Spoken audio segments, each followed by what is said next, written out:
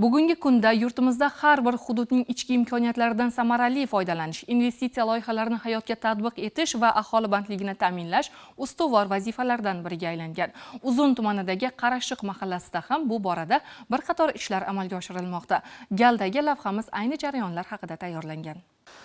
O'zbekiston Respublikasi Prezidentining 2023-yil 12-iyundagi farmoni ijrosi asosida amalga oshirilayotgan 20 ming tadbirkor 500 ming malakali mutaxassis dasturi doirasida Uzun tumanining Qarashiq mahallasida ham muhim amaliy ishlar boshlangan. Jumladan mahalla hududida 6 qavatli zamonaviy bino qurilishi rejalashtirilgan bo'lib, mazkur loyiha nafaqat hududning tashqi qiyofasini o'zgartiradi, balki aholi uchun yangi iqtisodiy imkoniyatlar yaratishga ham xizmat qiladi. Ushbu binoda kelgusida 318 savdo va xizmat ko'rsatish shoxobchalari tashkil etilishi belgilangan. Eng muhimi, mazkur yirik loyiha natijasida 180 ta yangi ish o'rni yaratilishi ko'zda tutilmoqda.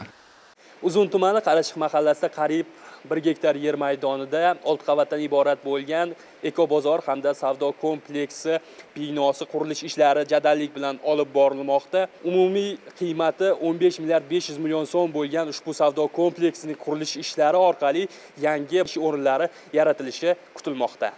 Qarashiq mahallasida ishsiz fuqarolar, ayniqsa kambag'allik reyestrida turgan oilalar a'zolaridan 60 nafari doimiy ish bilan ta'minlanishi rejalashtirilgan. Bu esa aholini ijtimoiy qo'llab-quvvatlash, oilalar daromadlarini oshirish va kambag'allikni qisqartirish borasidagi amaliy ishlarning samarasidir. Ma'lumot o'rnida aytadigan bo'lsak, mahalla yetiligi tomonidan joriy 2026-yilda 99 nafar ishsiz fuqaro aniqlangan bo'lib, bu kabi loyihalar ana shu muammoni bosqichma-bosqich hal etishda muhim ahamiyat kasb etmoqda.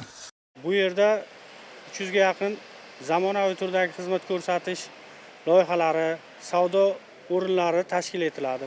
Ushbu loyihamizda 65 nafar kambag'allik reyestrida turuvchi oilalar a'zolari ishga joylashtiriladi. Ushbu loyiha 1 yilda 3 milliard so'm soliq to'lovlarini to'lovchi katta obyekt hisoblanadi. Bino ishga tushgandan keyin 18 dan 30 yoshgacha bo'lgan yoshlarimizni savdo xizmat ko'rsatish mana shu obyektiga ishga joylashtiramiz. Yangi savdo loyihalari bilan ishtirok etadi ular. Birinchi qavatida asosan xizmat ko'rsatish loyihalari, ikkinchi qavatda kiyim-kechak, oziq-ovqat mahsulotlari sotuvchi do'konlar, rastalar joylashtiriladi.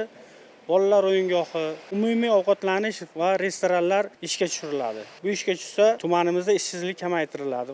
Shu asnoda 2026-yilda Qarashiq mahallasi ishsizlik va kambag'allikdan butkul xoli hududga aylanadi. Boshqa mahalla hududidan ham aholi tashrifi kuzatiladi. Shuning uchun bu yerda favoralar va binoning orqa tarafida avtoturargoh tashkil etiladi. Bu hammasi aholini kayfiyati va qulayligi uchun yaxshi xizmat qiladi deb o'ylaymiz.